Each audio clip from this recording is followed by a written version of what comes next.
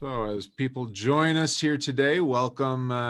We got to think about the Facebook Live folks and the people who are joining us on Facebook after this. So welcome to the replay. For those of you who are here afterwards, welcome to the live session. For those of you who are joining us here today, I appreciate you coming in. And as people stream in here, we'll give a few seconds to let people jump in and keep filling in the boat here.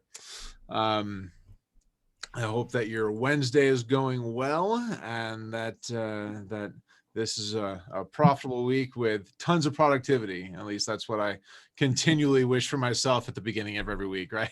So, but yeah, so let's jump in here because we've got a lot to cover. So thank you so much for joining for today's community table discussion, how to effectively use email to grow your business. My name is Ian Campbell, and I'm the CEO of Mission Suite. And joining me today again is Dean Isaacs, founder and CEO of Advantage Group, and Adrian Savage, founder of Deliverability Dashboard. I'm going to introduce both of those guys a little bit deeper in a minute. But before we do jump in, just to address a couple housekeeping items, we're going to be taking questions throughout the session today, as always. And we're going to be opening up to, kind of a more general Q&A at the end. If you do have questions throughout, definitely, kind of get them written out while you're thinking of them. Use the Q&A function inside of Zoom. That's going to be a better way to get us those questions than using chat or something like that. So use that Q&A section there, and we will be able to we'll be able to get your questions answered. So first of all, Dean has been my partner in this community table for almost a year now. Can you believe it's been almost a year here? Time flies, man. I know, man. I'll tell you. Dean is a serial entrepreneur. He's got over 20 years of hands-on business growth, sales, and marketing experience. He works with B2B companies across the U.S., ranging from startups to Fortune 500, and he loves helping small and mid-sized businesses achieve their growth goals by developing and implementing high-impact sales, marketing, and growth strategies. And so Adrian here, Adrian is joining us today because he is, I think, the father of email, actually, right? I mean, something like that. Adrian, right? Adrian left the corporate world 10 years ago and first became a marketing automation consultant, built a successful business inside of a couple of years, in spite of having no website, no business cards, and doing very little direct marketing, which I've always found interesting. Every time that I talk to Adrian, I try and get a little bit deeper into that. But in recent years, he's actually niched down into the world of email deliverability. He's helped clients send more than 1 billion emails and knows exactly what needs to be done to avoid the spam folder and actually get people's attention, which makes him a perfect fit for this conversation. He's advised many well-known companies, including the Shark Group, when they wanted to maximize their email performance. His unique race method shows you exactly what you need to do to double your open rates and be heard by more of your audience. And so I am really excited for this conversation, and I appreciate you both for being here again today. Thanks, Ian. Appreciate it. I'm looking forward to hearing Adrian and what you have to say today as well. Yeah, it's going to be a good session. Absolutely. So Adrian, Dean, and I have been doing this for about a year now, so everybody's heard it quite a bit from us. But do you want to kind of give a little bit more backstory into where you're coming from and the experience that you bring to the table? So yeah, I've been a geek since I was about 7 years old. So if anyone's old enough to remember the original Apple II computer, that was the first thing I played on. My dad brought one of those home. He got pretty close to throwing it out the window, but I was geeky enough back then to read the manual, learn how to do it, teach Dad how to use the computer. So that was me kind of cast as a geek forevermore.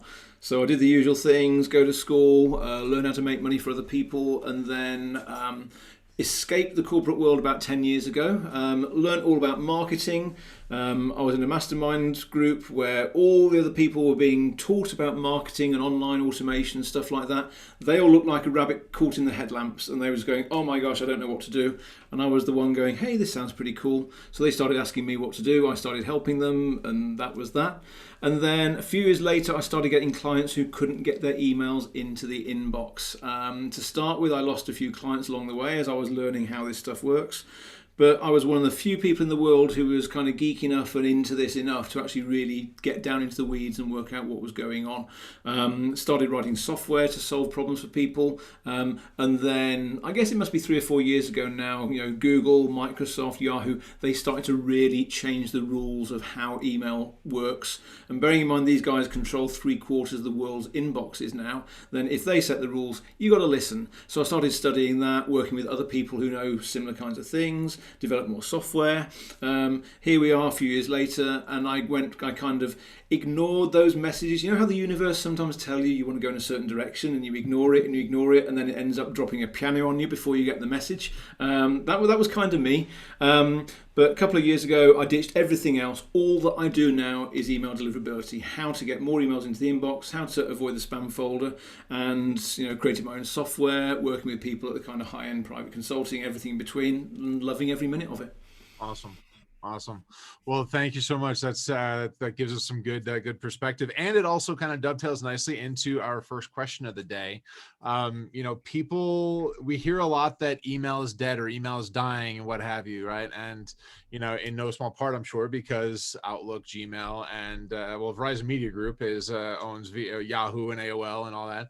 And so they do control so much of the world's email inboxes and whatnot, and people just don't seem to know how to run across them. And I'm wondering if that's beyond that, right? Why do we keep hearing that email is dead or email is dying? Do you guys have any thoughts on that? I'm waiting for Dean to go in. So. Well, I think it's the easy answer is social media, right? Mm-hmm. People just assume that one channel of communication replaces another channel of communication. And social media is there, it's on our phones, much like email, but it's everywhere, right? It invades every part of our life. And so the natural assumption is, well, email's dying. It's not working. It's not going to be effective anymore. But the truth of the story is that's just not the case. I mean, you look at all of the statistics out there, it actually shows the opposite. So it's just not dying, right? That's the fact. But if you think about what's the goal of email, it's a communication tool. That's all it is, right? We want to get our message in front of the right people and cause a reaction. And so I don't think of it in terms of dying. I think of it, how can we leverage these different channels and different mechanisms to get the ultimate result? So if you believe it's dying, then go play on, any of the old dying social media platforms. MySpace is what I try to come up with there. MySpace died. Yeah, email continues. Right. Yeah, absolutely. And the thing is, a lot of the people who want to kill email off are the ones that have got some kind of vested interest either in another social media platform, or more often not, it's the guys who are training people how to use these other platforms. And the thing is, I'm always going to be very clear that email is not the only game in town. It works at its best when you use a multi-channel approach. If you can use social media, direct mail, text message, whatever it is, email is really important, but you need to use other things as well. But let's remember, email has got, right now there are more than 4 billion email users worldwide. There's around 300 billion emails every single day being sent at the moment, which is absolutely crazy. The volume of email is growing. Even 16-year-olds still use email because they have to. You can't set up an Instagram account without email. You can't reset your password without email. So even the millennials and the youngsters that don't want to use email, they still have to, because that's the only way that you can actually prove that you're you a lot of the time. So it's there for everybody. And I think the issue is a lot of people don't realize how much it has changed. As long as, it's a bit like search engine optimization. If you remember 10 years ago, the glory days, it was so easy to be number one on Google. But they got cleverer and cleverer and cleverer. And suddenly you couldn't just have a million backlinks pointing to your website anymore. You had to have decent content. And then they kept changing the rules and changing the rules. And email has gone the same way. Take Google as the best example. The majority of their users don't pay for the email platform. So Google have to make their money out of of advertising, and they only get to make their money displaying adverts if someone opens an email. So guess what? They're going to reward the people who are sending the emails that get opened, and they're going to penalize the people sending out all this garbage that people don't want to read. So it means that we've got to pay attention to what Google are looking for, and Microsoft and Yahoo as well. And as long as we understand that, then we are going to still absolutely crush it. We've got people, I'm getting a 40 to 45% open rate with my own emails that I send out. My clients are getting between 35 and 55% open rates. So email is definitely not dying. You've just got to be careful what you're doing. It's as simple as that. And as long as you do that, it's going to work. And the other thing with email is you're not going to get banned by some social media despot. Love him or hate him, ex-President Trump had a big platform on social media. Where is he now? He cannot communicate with the world, and he had no control over that. Now, he's got an email list as well. Guess what? Those emails are still going out. It's just that he's lost his main platform. So, email, even if you end up in Google jail for a little bit because you do something dumb and you go and swim in Lake Stupid for a bit, it doesn't matter, because you can actually rescue yourself. You can get back into the good books as long as you clean up your act. It's going to be very difficult for someone to ban you from email, because worst case, you will just set up another email address or something like that. So, with email, you've got a lot more control. It's not like Facebook, it's not like Instagram, it's not like Twitter, where if they change the algorithm, then you're screwed. With email, as long as you have trained your audience to engage with you, it doesn't matter how much the algorithms change, your audience will keep looking for you. That is why email is so important. And even if you've got, whether you're using Facebook, LinkedIn, Instagram, YouTube, it doesn't matter. Email is just a single core part of that, and email cannot die. It's as simple as that. Mm-hmm. You bring up an interesting point. I mean, because irrespective of being banned from the social channels, you can bet that Donald Trump's emails are still being opened. Yeah, right? absolutely. And so and my next question was going to be focused on, why shouldn't I just start emailing people directly through Facebook Messenger, Instagram DMs, Twitter DMs, and whatnot, right? And so obviously one of which is that if you touched on one point, that if you get banned by those people, then you don't have that channel anymore. Yep. Is there anything beyond that's more important, or that we want to be thinking about as to why we should be focusing on email instead of the other messenger apps that seem to get more directly to a user's hands? Yeah, I wouldn't say instead of. I think, like I said just now, the multi-channel approach is really cool, because you are more likely to reach people via, text message is still the most opened medium, something like 80-something%, I think. But you'll be so careful with text message, because if you send something and people don't like it, they're going to complain, and you could get shut down really quickly. Sending marketing garbage via SMS is a big no-no these days. And I know that in the US in particular, AT&T and T-Mobile are really changing how they're going to be processing business text messages from now on. I think we're just reaching that kind of cusp point where they're changing the rules and making you pay a bit more. And similar, Facebook Messenger. Facebook have got so many rules around what you can and what you can't send. And if you break those rules and get too many complaints, again, they're going to shut you down. But it doesn't hurt to get those different contact details, because if you can reach someone via text or via Facebook Messenger or whatever, then you are likely to be a bit more effective reaching those people. But the thing is, what you can send in a text message or a Facebook message is fundamentally different from what you're going to send in email. Email, I'm not a fan of great big sending war and peace novels by email. That's kind of, that's so last year now. But you can still send more in an email than you can in something like Facebook Messenger. So again, it's like, use the right tool for the right job. If you want to send someone a quick reminder saying that the webinar's starting or this event or whatever, then text or Facebook Messenger or something that's going to ping straight onto their phone, that's ideal. If you're sending someone a little bit of a nurture email, building a relationship or educating them or something, or even making an offer, that's where email is so much better, because it's not quite so much in your face, it's not so intrusive. So really, it's always about using the right tool for the right job. Email is not the only game in town. I would certainly consider using text messages in certain cases, or instant message, or whatever. Mm-hmm. Yeah, I agree 100%, Adrian. I think it depends on also what the nature of your business and who your customer is as well. So if you're in a B2C business and you're selling commodities really quickly, you've got a quick flash offer, maybe a message on a social platform is good. They hit the landing page, they swipe up, they buy, they're done, right? that's a different transaction, different experience, a different customer journey, right? So most of the clients I work with are businesses. It's B2B. It's a long and complex sale.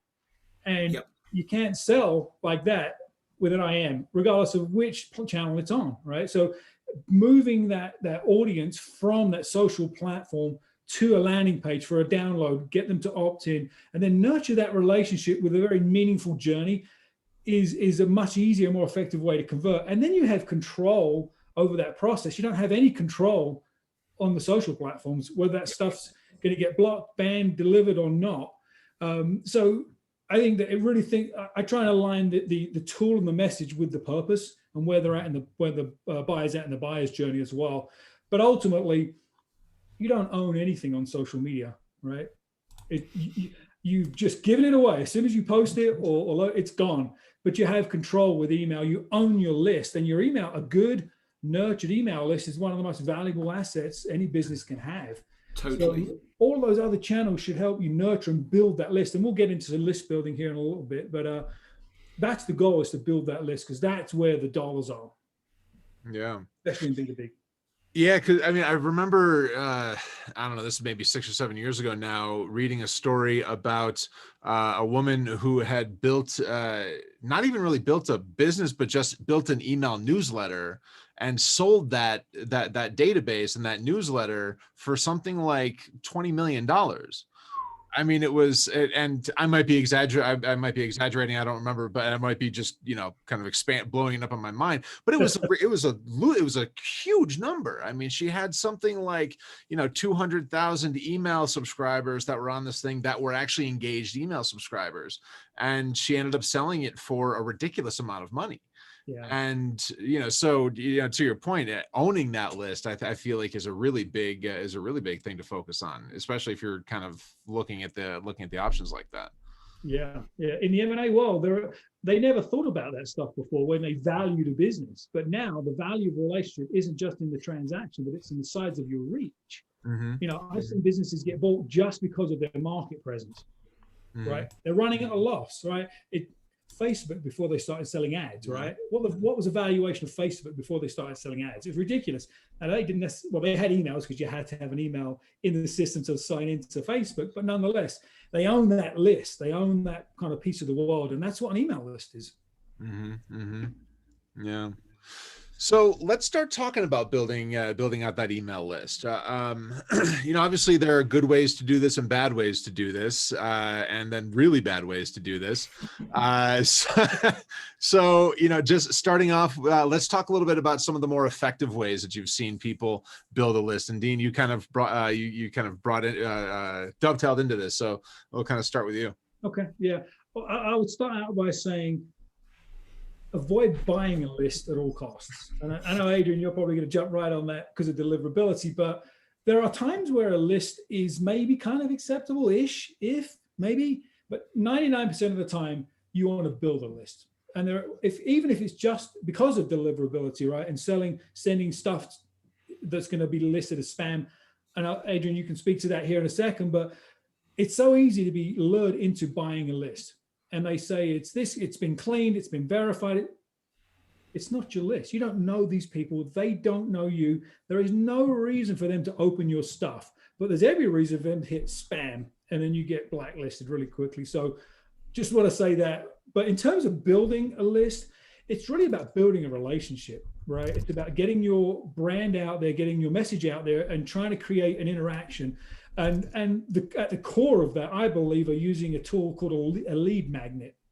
And a lead magnet, in its essence, a piece of valuable information that somebody's willing to share their email address to get, right? And we've all done it. We've got the email, we've got the hit on a landing page, and it's download Ian's best tips for selecting a CRM. I need that. I'm in the market for a CRM. I'm going to give you my phone number and email address. Or my name, maybe not even my phone number, maybe my first name and my email is all I am willing to give. I'll exchange that for that download. Mm-hmm. Now, the thing a lot of marketers forget and a lot of business owners forget is that's not where the relationship ends. That's where the relationship really begins. So they're interested in buying a CRM because they just downloaded this white paper, best tips to buy this thing. So you want to then nurture that relationship, and then you want to, and maybe we'll talk about this a little later, but have a thoughtful series of interactions via email that follow up that first download. But that lead magnet can come in a lot of different forms.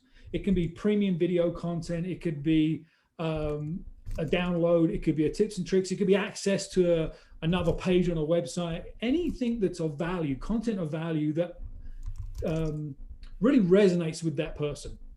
They have to exchange something, and they exchange their email for that information. Yeah.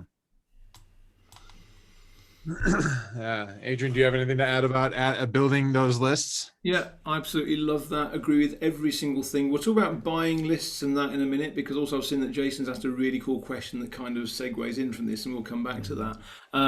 But yeah, Dean absolutely hit the nail on the head. The whole point of having an email list is that these are the people that want to build a relationship with you. You can build a relationship with them. Lead magnet is awesome, and we'll probably give an example of that later on, because I've got a really cool one that would probably be worth sharing. But once someone has just asked for that information, then they're saying, please tell me more about this. They want to learn. So as long as so one of the ways you can go and dive deep into Lake Stupid is when someone asks for your lead magnet, you effectively propose marriage on the first date and say, hey, buy all my stuff. You're not going to do that. We're going to build a relationship with people, and email is the perfect way of doing that, because you've got to remember that a customer will only buy when they're ready to buy. It doesn't matter when you're ready to sell to them. You've got to be ready for them to want to buy, maybe the very second they've first found you, maybe a month, 3 months, 12 months later. And the thing you've got to do is, it's called front of mind awareness. The more emails you send out to nurture that relationship, to build, to add value and just build on that relationship, the more consistently you do that, the more you will stay in your audience's minds. And then when they're ready to make that purchase, it's going to be you they come to rather than one of your competitors, because you are the one that has actually really built that relationship with them. So it's all about giving massive value in that lead magnet. You're just giving it all away for free. You give your best stuff of it away if possible, because they're going to be impressed. They're going to want to listen for more of what you've got. And then just keep adding value. And then, as long as you've got the balance between value versus offers, right? You can make offers as often as you want. In the month of February this year, I sent an offer out to my email list every single day. And the reason I got away with that is because I was sharing a story, I was teaching something, and the offer was just a little afterthought at the end of the email. And that worked really well. It's no coincidence that February was my highest revenue ever, because I was doing that. And people don't mind receiving offers as long as they're getting something else as well. And then if they're seeing this little reminder say, hey, this is right for me, they'll click through, they'll do something. If not, they've still got value because you're building that relationship with them. So get people to consume that lead magnet, and you can send paid traffic to a landing page, Facebook ads, Google ads, whatever. You can do organic posts. There's so many ways of getting people to find you. There's no coincidence that I'm appearing on a lot of podcasts at the moment, and that is a great way for people to suddenly find out more about me. And I'm finding that even though I've stopped paying for all my Facebook ads and things like that, I'm still getting even more people signing up to my list than ever, because I'm just getting the message out there as much as possible. So I think that's a really, really important thing. And the thing with all of this is that it doesn't matter how important your actual products and services are, then unless you're investing in maintaining that relationship with your audience, then effectively you're letting your business dwindle and die. Yes, sometimes it can take a lot of either time or money to build your audience. But the thing to remember is, on average, an email list is going to decline by about 10% a month, because people just switch off. So you can't just take this email asset that you've got for granted. You have to look after it. And let's accept that any business has to spend time and money on marketing and sales. If a business doesn't do marketing and sales, there will be no business in a few years. There's a few exceptions to that, like maybe a CPA or something like that, where you have to have someone. But even they need to make sure that they get their business rather than the competitors. There's always something you've got to do. So I think even though, yes, it takes a lot of resource to add that value, then you can do it yourself, you can outsource it. And every single client I've ever worked with that have increased the amount of communication they send by email, then they have seen a massive return on investment in that time and energy they've spent. So yes, it can be a lot of work, but it is absolutely worth it without a shadow of a doubt. Dean, you were going to say? The most recent statistic I saw was it's a 44-to-1 ratio of return on investment when you spend money on email marketing. 44-to-1. I mean, that's anytime you can spend $1 and get 44 back, you're going to probably do that. And then you're going to put more money in the machine. So I think it just, the statistics continue to show that it's a really good way to direct some of your marketing activity, some of your marketing focus, and some of your marketing dollars. Yeah. And I mean, obviously, the email is one of the least expensive ways to market, right? And overall, I mean, and building that list and to Jason, Jason mentioned a question here that, continuing to add value takes a lot of resources, which takes away from the business, right? The actual business of doing the business. And I probably said that wrong, but I think I think we get the point. But and it does, for sure. And that building the list, it tends to be the most kind of cost consuming part of it. And Adrian, you kind of touched on the idea of partnerships, right? Showing up on podcasts and whatnot. Can you guys kind of both kind of talk a little bit about the idea of using partnerships to build your email list, whether that's, partnering with, partnering with a shoe company so that, and doing a contest together so that you both get the email list or things like that. Is there value to that? Is that more in the gray side? Where does that fall? And how can we use things like that effectively? I've seen so many examples of joint ventures, partnerships, things like that, and as long as they're done ethically and they're focusing on the value, then it can't go wrong because it should be a win-win. If you find someone who's already got an established audience, if you can add value to that audience, then they will be happy to share your message or promote a competition, whatever it is, and in return then you get access to those people as long as they've said they're happy to have that access. And if you do that, then it's brilliant. I've seen car companies partner with health spas and crazy things like that, where they will they will offer a free trip to the spa when you have a service or something like that, and they will just start sharing. They'll promote each other, so they don't even have to be related businesses. Sometimes there's so many different ways. Or the best example I've seen is in the personal development world. You've got all the Tony Robbinses of this world and the people in those kind of circles. They all promote the crap out of each other, and the reason they do it is because they know that their audience will want what the person they know is offering, and the other way around. So even though these guys could be seen as competitors, they all buddy up, they promote each other because they all believe in abundance and there's enough people out there for everyone, and the proof of the pudding is in the eating. They make these promotions and their customers buy these other people's stuff, and it just keeps going on, and you just grow. You grow your audience, you're sharing with other people, again you're adding value. Partnerships and having a good network of people that you trust to share your message it's priceless. It's amazing. Yeah. Ian and I talk a lot about referrals and building a referral network. This is just an extension of that, is what I believe. And we all love that one-to-one referral when I refer you or you refer me, but what better way than to be referred to a massive list, right? And be able to show up and show your expertise and add value. So I think that's huge. The other piece of this, and Adrian, you brought this up, and it got me thinking, the big Tony Robbins of the world, all of these gurus, if you notice that when they say, go to Adrian's event, it's only $99 and you get a discount, click on this link. That link is an affiliate link. So not only are they sharing the sort of like content wealth, they're getting paid too. So they're being incented to share that content with their list and do it in a very authentic way. So it makes that sharing even more effective. And I have no problem with affiliate relationships, right? As long as it's ethical, as long as it's clear and it's above board, it's nothing iffy, I'm fine with that. People should be paid for the value they put into the world. So that's another reason why these gurus do this. There's a bunch of folks on one person does, his shtick is all about creating online memberships. Another person, her shtick is all about building your email list. Another one is all about messaging and content. And you see them promoting this stuff over and over. And it's almost like they do their big launches twice a year, and they all dovetail every other month. It's like, oh, this month and that month.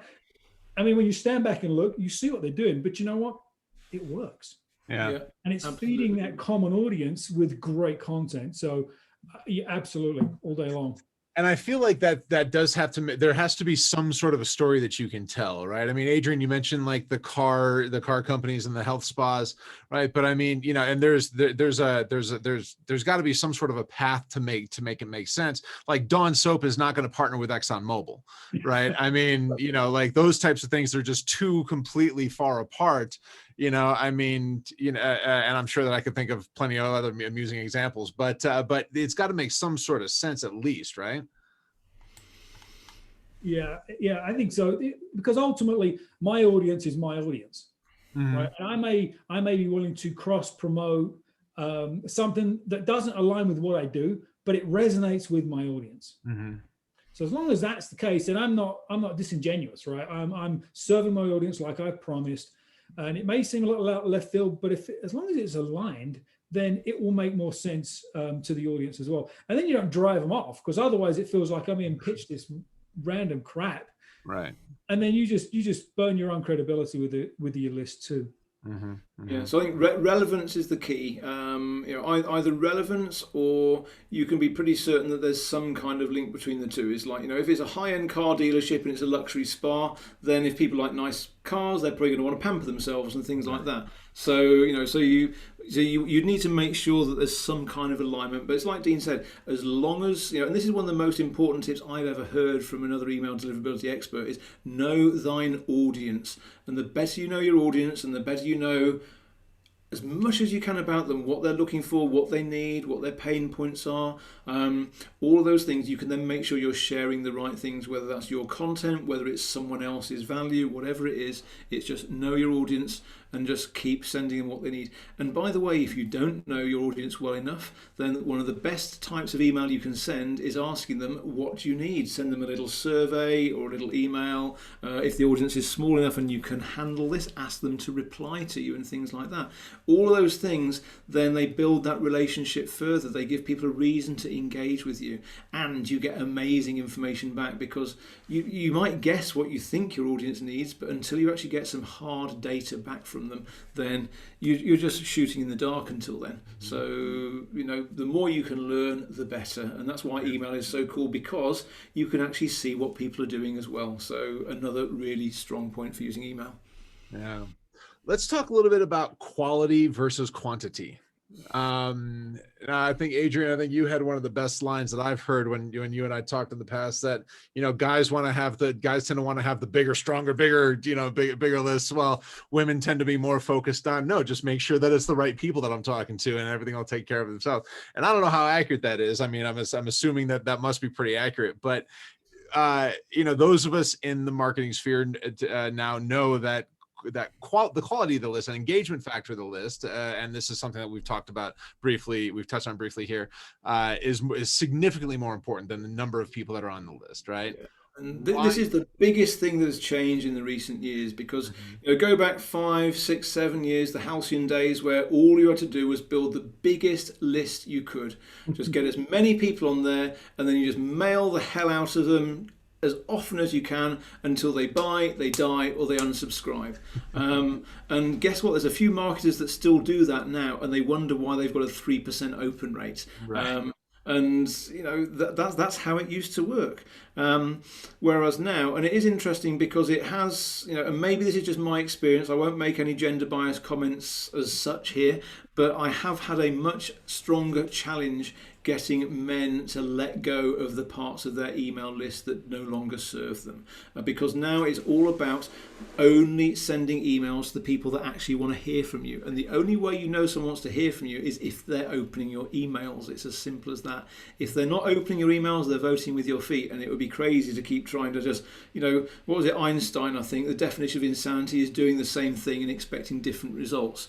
So let's just keep emailing these people that don't open, because, yeah, maybe it will all change. Well, you know, headline news, most of them don't. If someone hasn't opened something in 3 months, the vast majority of them never will again. So it's time to, and I'm going to get my reference to the Disney Frozen movie, and I manage it every time. You've got to let it go. You've got to let it go.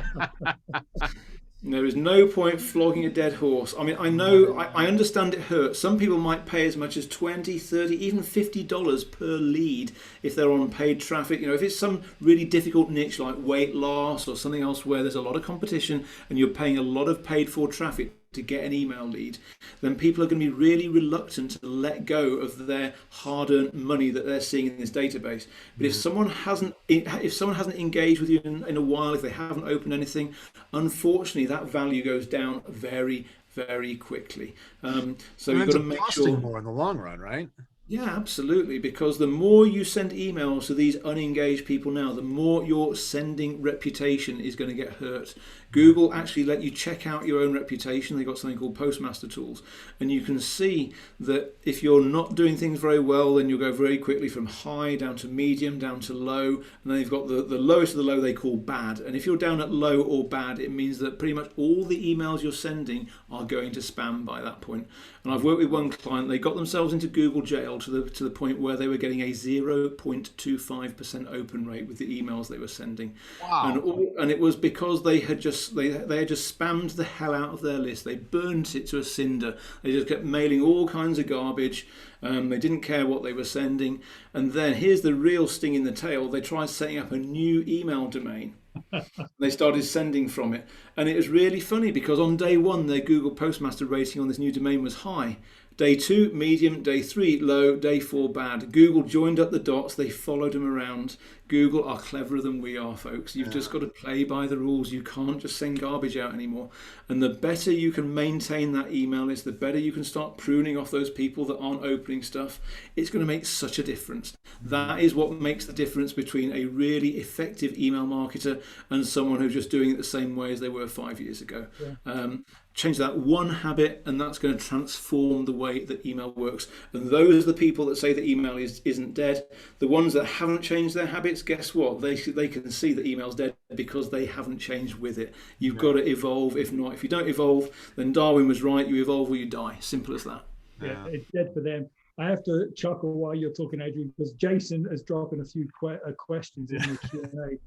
And so he said he's one of those guys, huge email list, reluctant to let go. And then he follows up with, what do I do with them? Won't they need my service at some point in the future? Jason, the answer is no, dude. Unfortunately, yeah, that's it, exactly it. Maybe some of them might have just been tire kickers and looky-loos anyway. But the thing is, people's circumstances change. Now, it may be in the future some of them might come back, but the thing is, if they need it that much, they will probably find you again. I mean, a lot of this is why I love sending out lots of emails and lots of content. And I actually tell lots of stories about me because I'm building a personal relationship with my list. And I know that I turn quite a few people off. They get upset, they unsubscribe. And I have a little celebration every time someone unsubscribes because they are saving me the trouble of having to go and root them out and unsubscribe them myself when they don't engage with me. I would rather, email marketing is just like sales. A yes is really cool, but a no is just as good. We want people to say no. All those people that are just ignoring us, they are hurting our reputation. I mean, sure, you can save those email addresses. You might use Facebook retargeting and various other things, and and have a little go every now and then just to wave something in front of them. But the stats that I've seen working with my clients is, if you send an email to the people that haven't engaged for 90 days or longer, you're going to get at best a 2% open rate. If you send it to the people that haven't engaged for a year or longer, you're going to get less than a 1% open rate. But every time you keep mailing those people frequently, then you're going to be hurting your reputation, and you'll find that 10 to 15% of your engaged warm contacts aren't going to see your email anymore because Google decide that you're sending garbage out and they start rerouting you to the spam folder. Yeah. So, yes, there's always going to be a tiny percentage that might need it in the future, but they will get totally eclipsed by the currently engaged group, and they're the ones you need to focus on. That's why, but I understand where Jason's coming from. You can have a huge email list, and it's like, people sweat blood to build that email list. They spend tens of hundreds of thousands of dollars. There is a massive value in that list. The good news is the ones that are still active will more than make up for the ones that you've lost.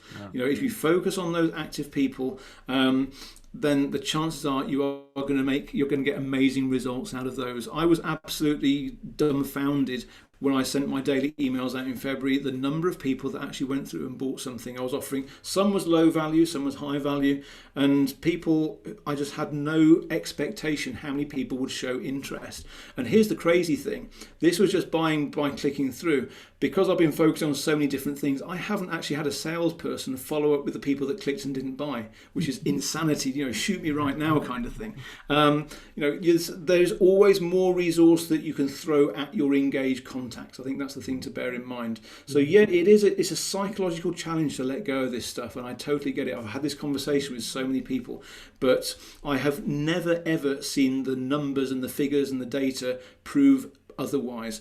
If you focus on the people that have engaged recently, then you're going to get great results. Every time you just pull out the unengaged people and see how they perform, you're going to find that it's minuscule. Yes, you'll get a sale or two, but the collateral damage from doing that is massive.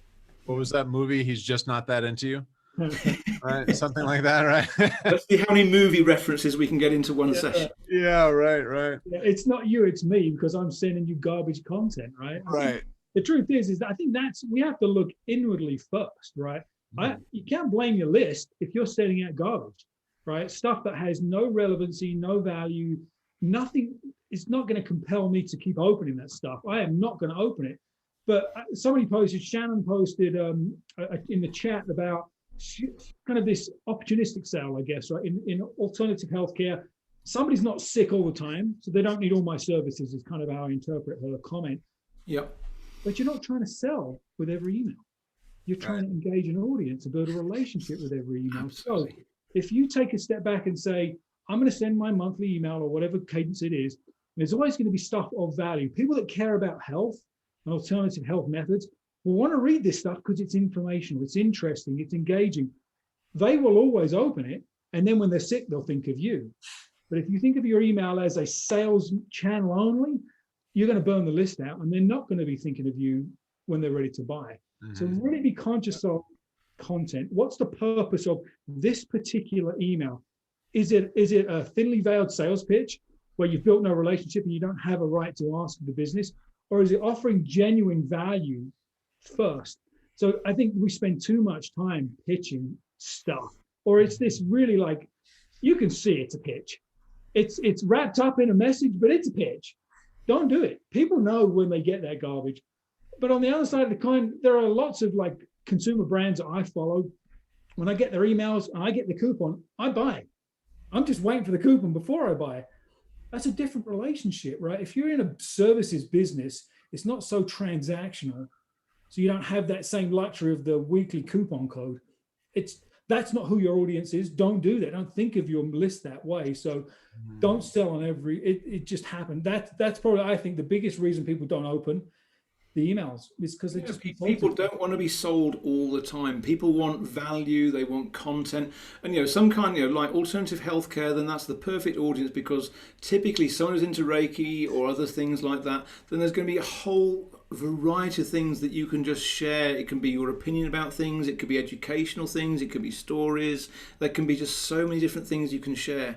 And someone who I respect massively in the email space said, in this day and age, you really need to be sending out at least one email a week to your audience. We've reached that point now. And if you can't think of 50 different things to say in a year, then are you really the expert in that industry? There's got to be. I mean, sometimes I think that I struggle what to say, but if I go through a transcript of everything that I've said today, there's probably about a dozen emails already that just come out without me even thinking about this stuff. We'll get you the recording of this episode here, and then yeah, absolutely. But this is the thing. Just in everyday conversations, there are gems coming out all the time, and sometimes you don't even realize, because something that took me a long time to get my head around is all the stuff that just feels like a traffic safety lecture to me. Other people listen and say, wow, this actually makes sense, this is really cool. So all it is, and it never hurts to reinforce the same thing. I mean, I've talked a lot about don't mail the people that ignore you tonight. Now, if I just sent one email about that in the next year, I would be doing my audience a disservice. I need to reinforce that fact. I need to hammer it home, because people won't get it the first time. I might have to describe it in different ways, different reasons, all that kind of thing. So while the core message is the same, the way I deliver it is going to be different. So maybe, if I'm going to send, maybe I was doing daily emails, then I kind of fell off the wagon a bit, and I've sent maybe only about 4 in April, and maybe I've sent about 4 so far in May, but I'm getting back up. I'm going to do about 3 a week is what I'm thinking. So I'm going to be covering the same topic a couple of times every month about this, and it might be like, I might wait a couple of weeks between them, but there's important stuff. It can always be shared. There's just so many things. We are all experts in something, and even if we run out of things to say there, we can just tell stories. I mean, you can tell stories about anything, and this is the interesting thing. When I started adding stories into the emails that I was sending, people started to reply saying, "Hey, I'm loving finding a bit more about you. I'm liking this," because it's a slightly different kind of email. People like to be entertained. They like different stuff as well. There's just so many different ways of getting stuff out there. And going back to what Jason said originally about how, yes, it does take time and energy. It does, but my experience and the experience of a lot of the clients I've worked with, then the return on that investment has always been massive. That's the most important thing. Yeah. So yeah, I mean, it's worth mentioning too, just, that there are the platforms that you use can help you figure out how long before the drop off tends to be, right? So Adrian, you mentioned 90 days. I have a client that I've been working with on some reputation repair, and we've identified that at 15 weeks is when all of a sudden his people just kind of flatten out, right? It's like it's we'll call it 20% to 17% to 15%, and then 9% from 15 weeks on. So 15 weeks is his mark.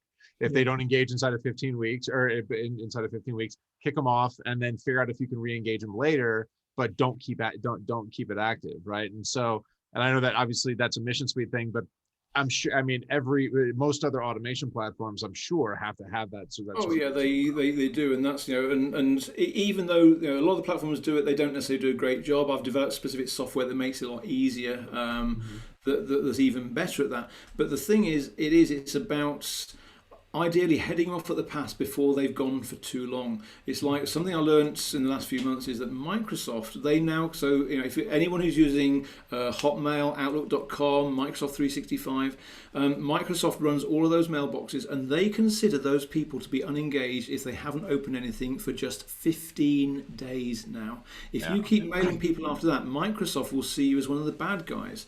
And in the past, Google is still at about 30 days for that measure, and you'd say that you'll get away with it up to about 60 to 90 days. With Microsoft, I've seen the hard way now, and the best way you can actually look at this is look at the performance of your new signups to your list.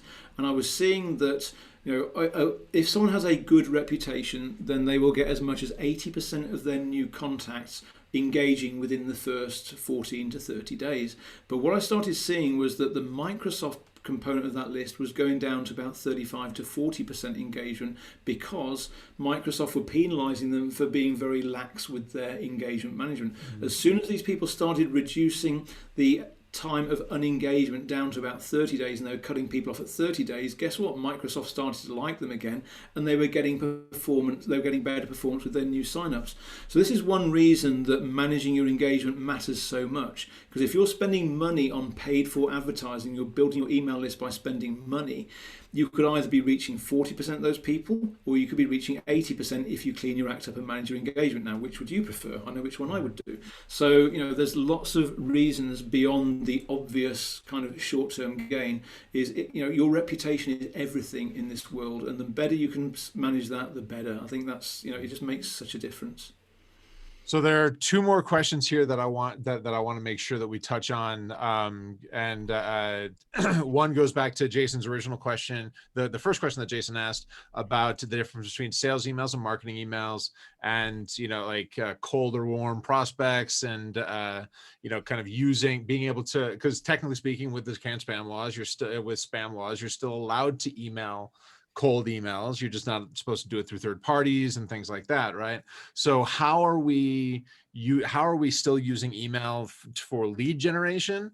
And then Jared asked a question as well about subject lines, best way to use subject lines to catch attention and whatnot, which seems to kind of work pretty well into that realm too. So we're at 10 minutes to 3 here in Mountain Time. So I want to make sure that we get these questions in before we wrap up here. So.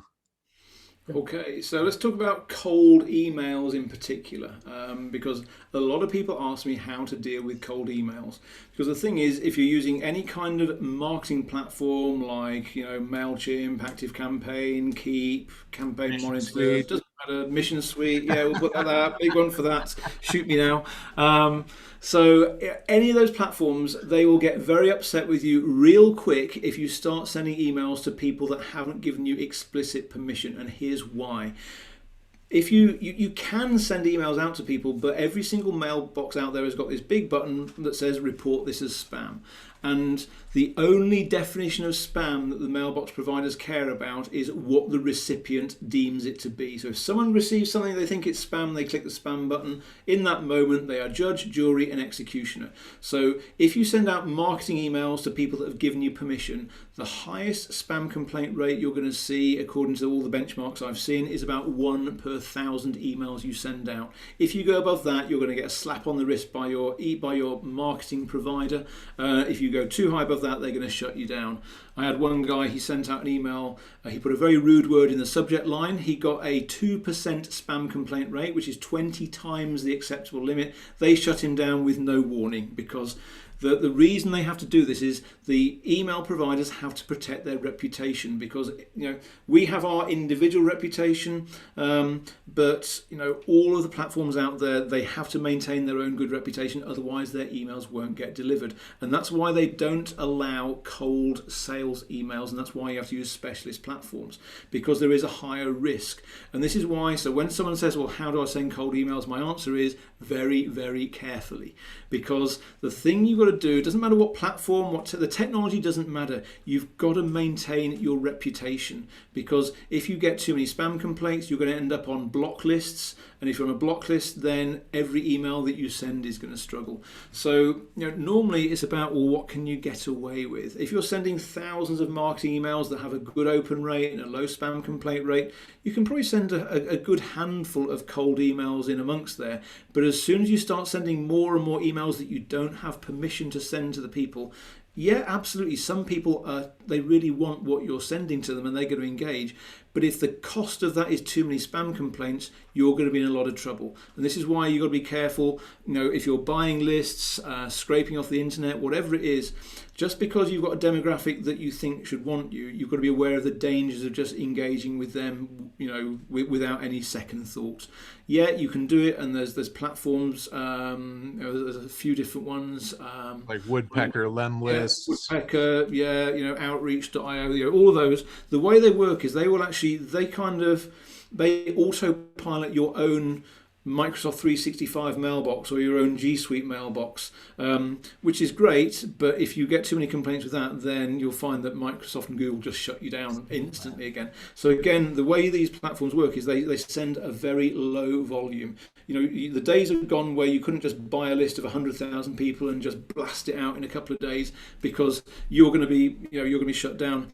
Last time I saw a client try to do that, I think it took them 2.5 days before Google dropped their reputation from high to bad, and their open rate went down through the floor again. Ouch. So, yeah, it's still possible, but not at volume. You've got to do it a trickle at a time. Yeah. That's pretty much it. And, I'm sure you've got a few other bits to add to that, Dean. Yeah, I think of it in terms of account-based marketing, right? Versus just like this big blast of approach. So it's a completely different approach to using marketing as a tool in your sales process. With account-based marketing, you're very, very targeted. Maybe you've purchased some intent data to show that people in that domain are searching for your stuff. You've got inside information, and you're targeting that message as personal. It's one-to-one, and it doesn't always work, but it's a much higher effective rate than just blasting. These people all fit our persona. We're just going to blast the heck out of them. So don't do it, right? Unless you have a really good, effective account-based marketing strategy, and don't just rely on email. right? It folds back into that story, right? Maybe you've connected with them on LinkedIn. They've accepted your connection request. You've engaged with them there. You've grabbed their email and you've engaged with them there. And then you've picked up the phone, because, you know, the phone still works, right? In this whole world of making sales. So that's where those direct cold emails work in a more integrated process. But blasting them out, as Adrian said, it's a recipe for pain and anguish. What about subject lines? Any quick tips on subject lines? The shorter the better. That's probably the first one that I'll come up with. You know, the long subject lines are gone. It's difficult because every audience, it will be slightly different. But it's about assuming that you've done all the best practice to actually get into the inbox. The only thing that can then influence whether they're going to read your email or not is, well, there's two things. There's the from name itself. Do they recognize you? And as long as you've got that recognition, the other thing then is the subject line. Is that subject line going to generate enough curiosity that they're going to open that email? So it's got to be short, it's got to be sweet, it's got to be snappy, it's got to be sexy, it's got to give them a reason to open it. And there's a few little kind of, grey hat cheats that you can do. It's like once in a while you might just send a subject line where the subject line is just Dean or Ian or something like that. And you just put someone's name in there, or you could just put hey. I mean, Frank Kern is the master of this. He's done it for years, but he only does it every now and then. The rest of the time, then it's like, it's about telling you what's in it for you, why you're going to get a benefit from opening that email. So try and make it about the benefit to them as much as possible, but the shorter the better. The one that I've used that's worked really well, if people haven't opened for a while, I send them an email that says, are you still there, Dean, or whatever it is. And that works, but again, I couldn't send that every week. You've got to mix things up a bit. But, in general, shorter the better. Yeah, and you touched on something quickly, Adrian. I don't want to just blow by it. Is the from email is really important too. So avoid using the sales at, info at, generic at your domain. Use your name, because you're trying to build that relationship, and the likelihood of them opening it from a generic email versus your name goes up exponentially as well. So yeah, very much. Yeah, awesome. Well, gentlemen, this has been, we could probably go on for this for another couple hours or so, but Adrian, where you are, I think it's like 9 o'clock, 10 o'clock right now. So 10 p.m. now, nearly bedtime. Yeah, right. So, but thank you so much for being here. This has really been awesome. So real quick, we'll just do kind of last thoughts, last takeaway that you want people to pull away from, and then where people can reach to you, or where people can get a hold of you. Dean, we'll start with you and then pop over to Adrian. So, Dean, last thoughts and where people can get a hold of you. Yeah, last thoughts are, email is only one of the tools in your tool bag, right? Any one tool can be only effective so much. So think about an integrated campaign. And remember, not everything's a sale. Mm-hmm. So that's my takeaway. And people can just Google my name or Google Vantage Group Denver, and you'll find me. I'm all over the place. Connect with me on LinkedIn. Say hi. Awesome. Adrian, what about yourself? Last thoughts and where people can get a hold of you. Sure. So yeah, the main thing is, if you will transform your performance by only sending emails to people that are actually opening things. Plenty of other things. I'll quickly share in the chat for the people that are on the Zoom call right now, and I'll say it as well. If you go to deliverabilitydashboard.com/checklist, firstly, that's a great example of a lead magnet. But secondly, if you actually sign up for the checklist on there, then you'll get a 17-point checklist that explains all the things that matter if you want to make it into the inbox and avoid the spam folder. Also find me on Facebook, facebook.com/Adrian Savage. Always happy to answer as many questions as I can, point people in the right direction. Love getting the message out as much as possible. So awesome. That was it. And yeah, just let it go. Thank you so much. And we'll get that link into the description of the video on YouTube and on the Mission Speed Facebook page as well. So anybody that is watching this who wasn't on the chat at the time, they'll still have access to this as well too. So but both of you, thank you so much for being here. This has really been an awesome session. We've actually already gotten a lot of really cool feedback on this. So thank you so much, and I am looking forward to the next one. And until then, cheers, everybody. Thanks, everyone.